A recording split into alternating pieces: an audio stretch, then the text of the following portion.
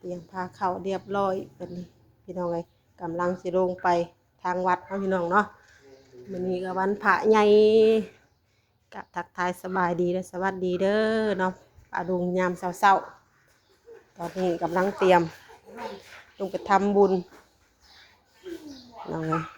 ทางแม่คิมเฮาเนาะพี่น้องเนาะทางแม่คิมเพิ่นเทศบุญเพิ่นทำบุญพี่น้องเลยให้ทางอันบ่าวเวียงเพิ่นเป็นสะพานบุญแต่กะบ่าวเวียงเพิ่นเลยมอบหมายให้แม่น้องวิเป็นคนนำเอาอันมีสุดสังฆทาน2 สุดแล้วก็มีน้ำ9 แพ็คลงไปถวายเนาะพี่น้องแล้วก็ทางแม่น้องวิก็สินำลงไปทางวัดพุ่นบัดนี้เนี่ยทางวัดเฮากับคนก็เริ่มหลายแล้วลูกเอาเรื่องข่าวใส่บาตรยังบ่ทันได้จกเอาเลยมันนี่ว่าพักอันนี้พาเข้าได้จะเอาเดี๋ยวจกเอาใหม่มันบ่รุดบ่ยาเฮาใส่สวดได้เฮาใส่เพื่อว่าก็คือว่าสิมาจกเอาอยู่นี่ว่ะยังท่านแน่นั่นเตรียมลงไปในบัดนี้ไปเดี๋ยวลงโผล่กันอยู่ทางวัดเนาะพี่น้องเนาะลงมาทางวัดพี่เนาะบัดนี้พี่น้องเลยคนก็ลงมาหลายพอสมควรมื้อนี้ก็วิติกินยังตัวไวว่าแท้ได้บัดดีปลาดุงแล้วไหมดีนะนี่น่ะไปดีปลาดุงดิอายแล้วบ่ค่ะให้ปลาดุงเบิ่งดูงามแท้นะให้แม่ย่าคิมเบิ่งอยู่บัดดีแม่ย่าอยู่ลงมากับย่าพร้อมมื้อนี้พี่น้องเลยกับญาติพี่น้องแหละพี่น้องลงมาพากันเอาเครื่องลงมาซอยกันนั่งลงลูกนั่งลงเลยเสียงงามแท้นี่นั่งลงลูกนั่งลง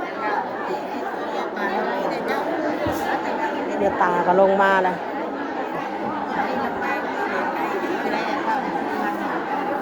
นั่งลงลูก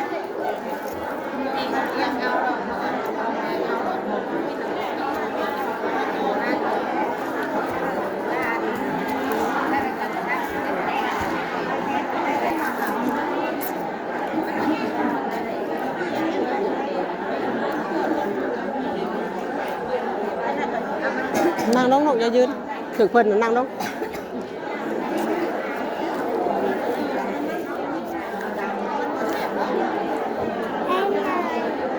นั่งลงล่ะถึงเพิ่นนะจะหยอกกันเด้อ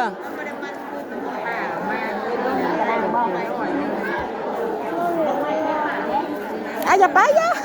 อย่ามาเลยลูกจิไปใส่ดิลูกไปถึงข้างล่าง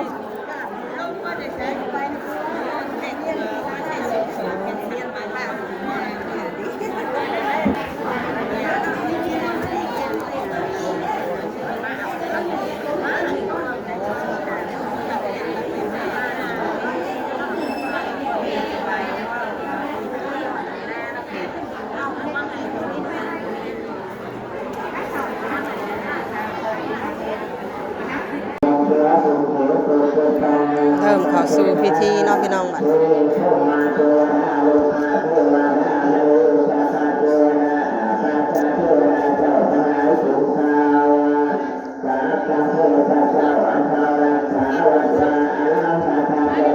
ขึ้น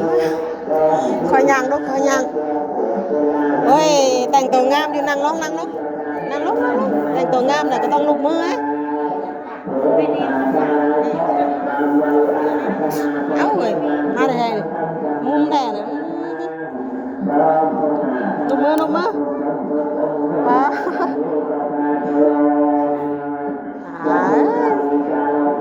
ลุกมือแล้วลุกยืนชิงชู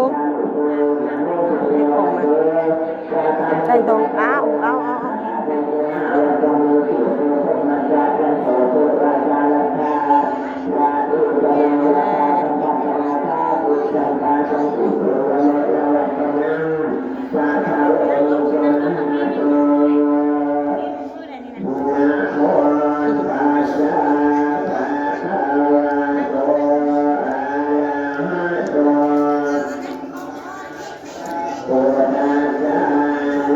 โ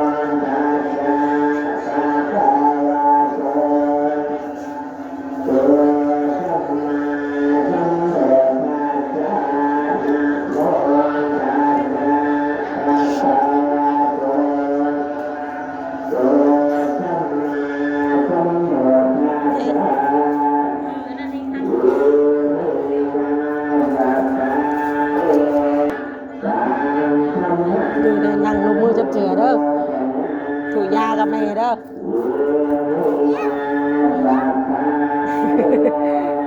อ่ะ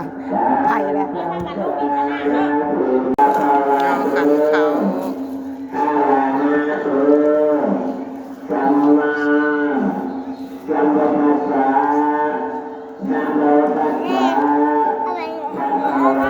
ไปใช่ดอกไปอีกแล้วว่าต้องขึ้นมาเด้อบัดนี้เที่ยวไปเที่ยวมาอยู่โรงเพิ่นให้เด้อค่ะ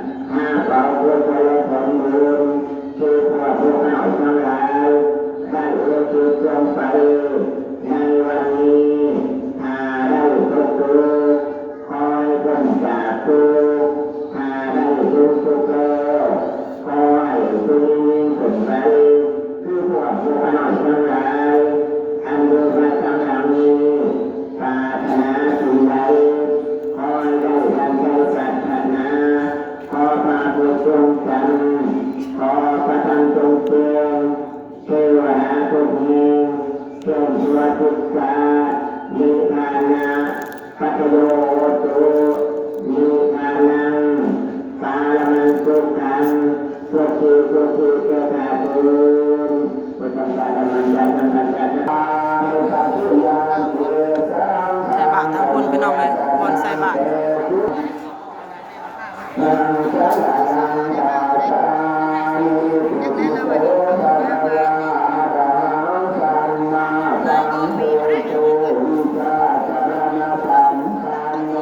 ไก่เนาะตัวเห็ด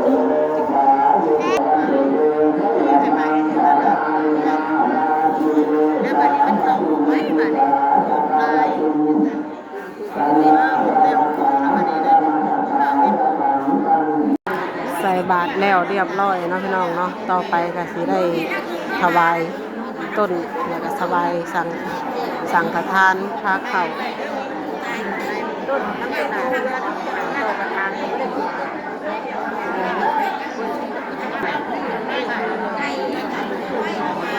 คนนั่งคนกับนั่งห่างๆกันมันก็เลยคือหลายนะจริงคนก็ไม่ได้หลายมันนี่พี่น้องแต่ว่านั่งห่างๆกันนั่งห่างๆกันนะมันเลยก็เต็มหัวแจกเลยแล้วไว้แน่มันนี่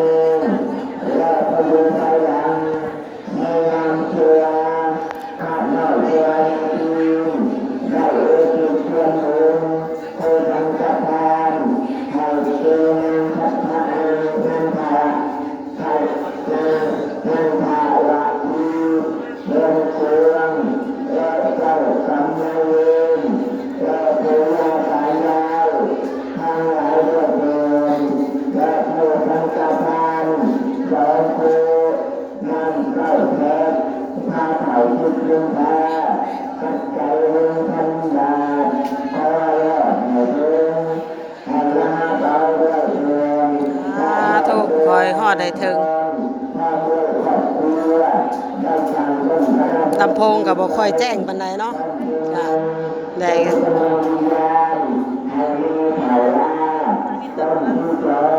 ต้น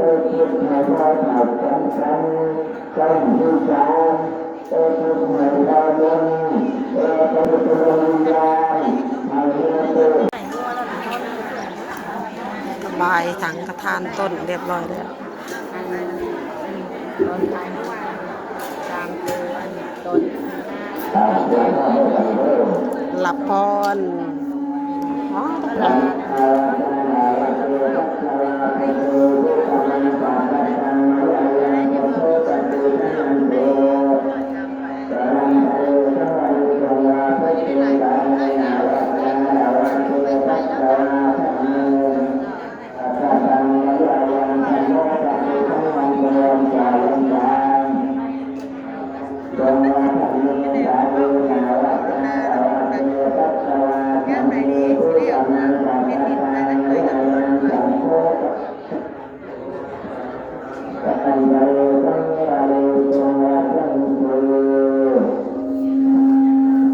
ไม่คอนลงบ่องเนอะ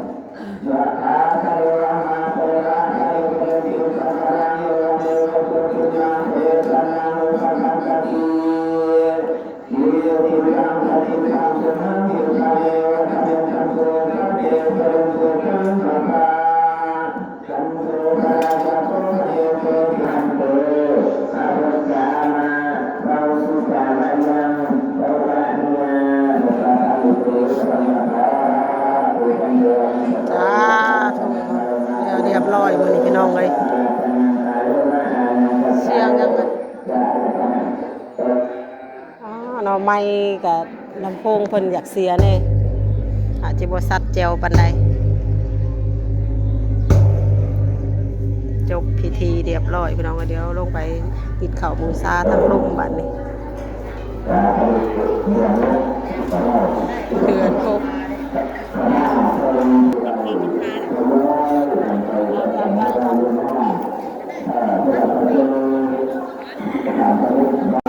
ลงมาชมบรรยากาศอยู่ข้างล่างบ้านนี้เดินวัดว่าล่างเขาทางวัดอยู่ได้แม่ย่าให้จ้ะ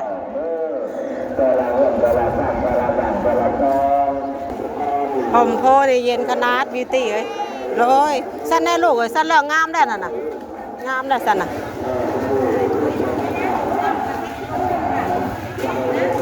ติดเข่าบูชา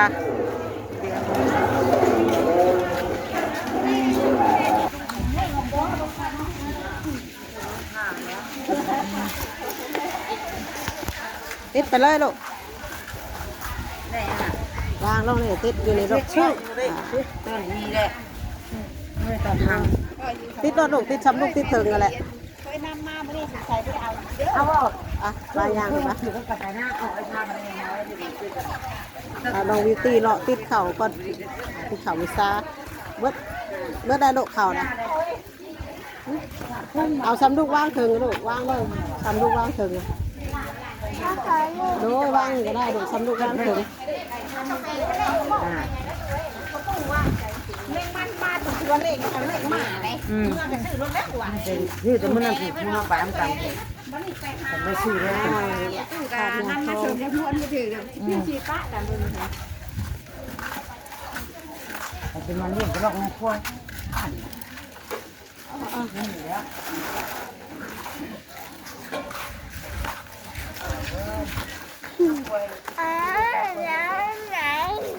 หิวข่าวแล้วหิวข่าว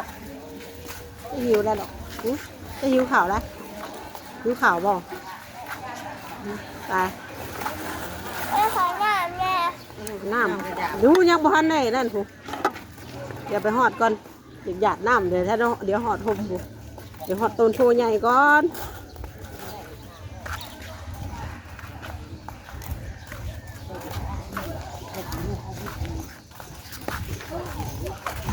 เมื่อไรข่าว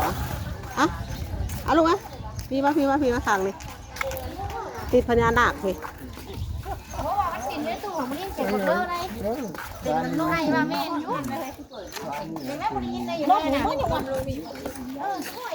เอามาไปลูก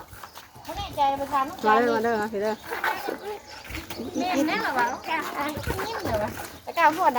คนบ่ได้ตีกองเท่านี่บ้านอื่นได้ยินเสียงตีกองนะ จักเพิ่นว่าอย่างกองยังกองบ่แบบว่าเพิ่นบ่มีกองบ่ที่นี่ใดมาลูกมาพี่มาพี่มาพญานาคพี่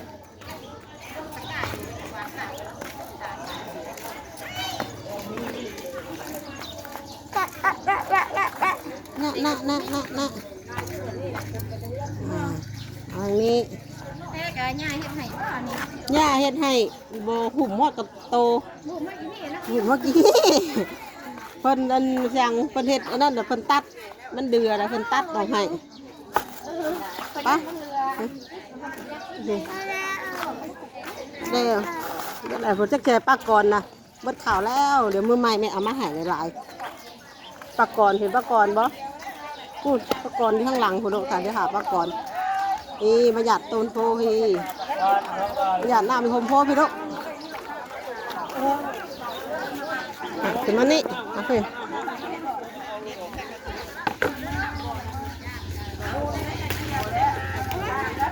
นี่เอาไว้พี่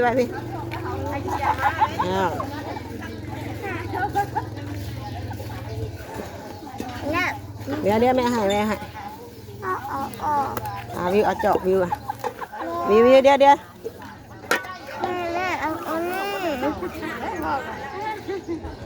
๋ยวอ้าวนี่เลย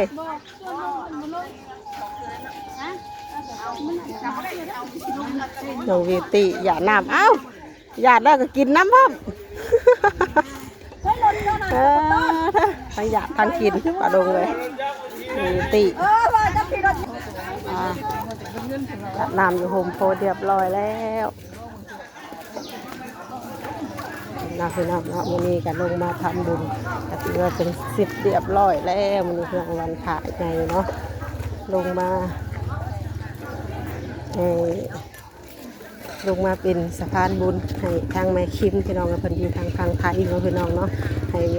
บ่าวเวียงแต่บ่าวเวียงเพิ่นให้แม่น้องวีนำลงมาต่อแล้วพี่น้องถือว่าสิบเรียบร้อยแล้วขอให้แม่เพิ่น